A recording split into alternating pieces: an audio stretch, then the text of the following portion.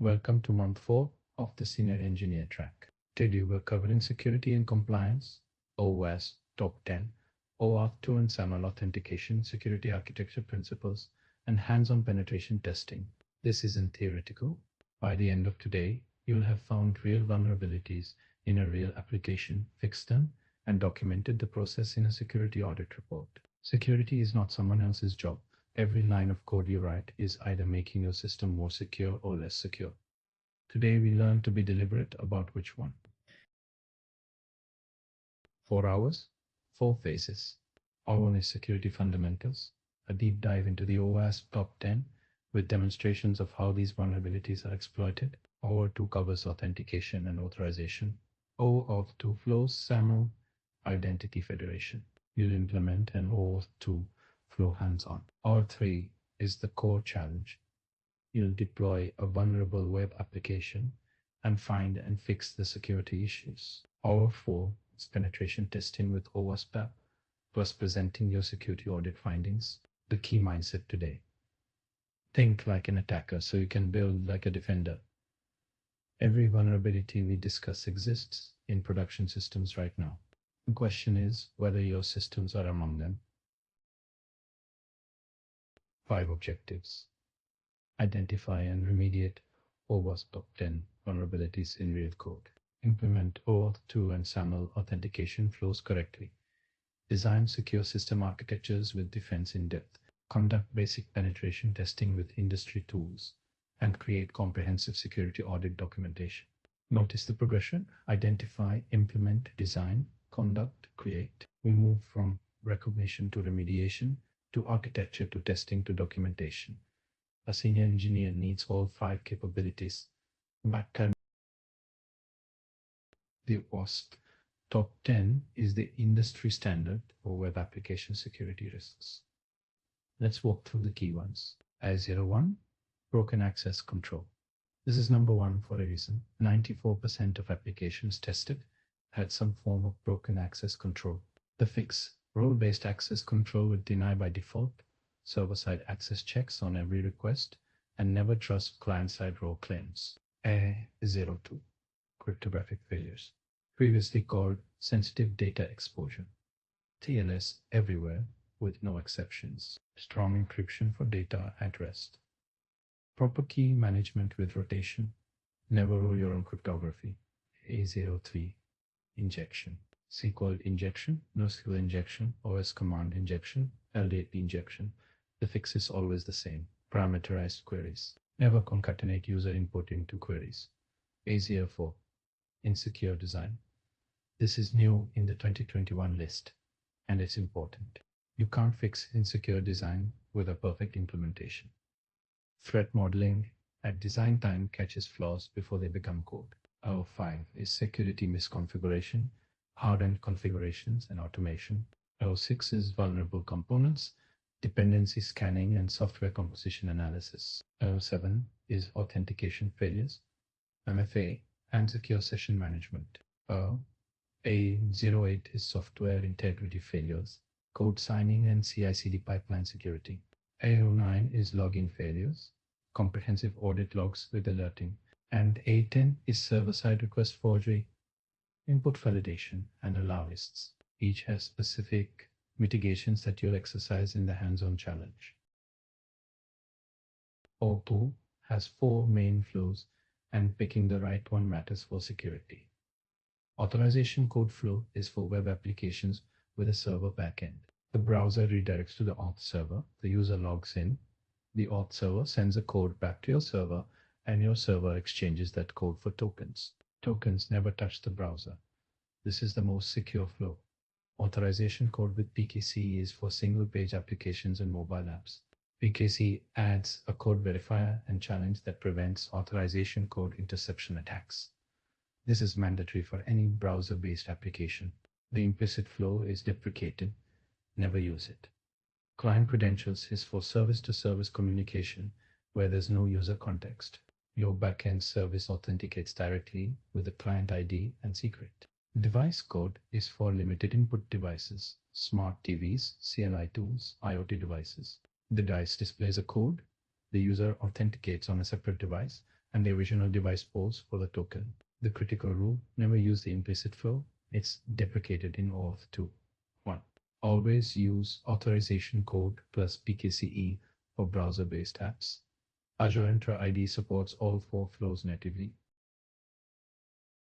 5 principles that should guide every security decision.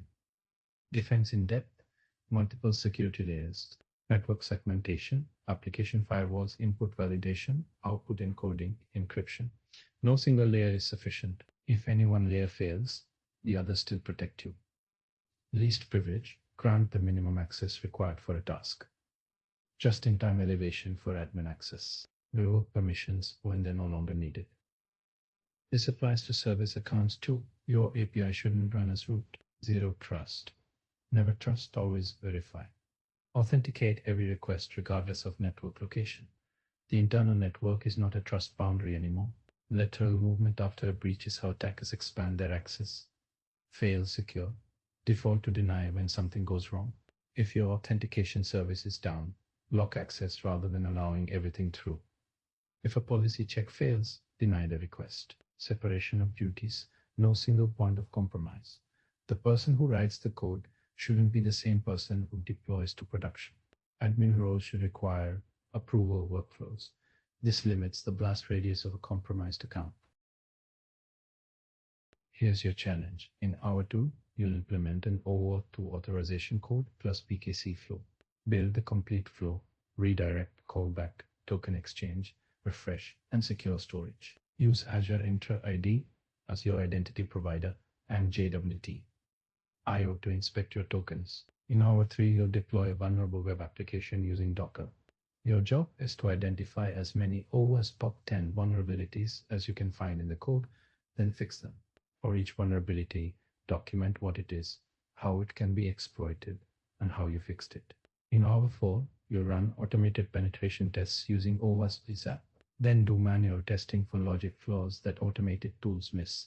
Things like insecure direct object references, business logic bypasses, and improper error handling. Document everything in a security audit report.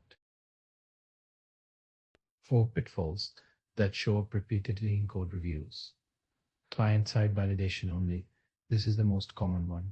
Client-side validation is user experience. It helps users fill out forms correctly. It is not security. An attacker bypasses your JavaScript in seconds. Always validate on the server. Secrets in code or configuration files. API keys committed to Git. Database passwords in environment files that get deployed.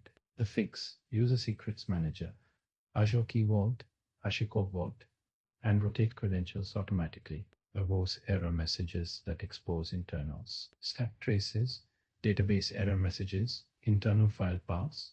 All of this helps an attacker understand your system. Return generic error messages to users.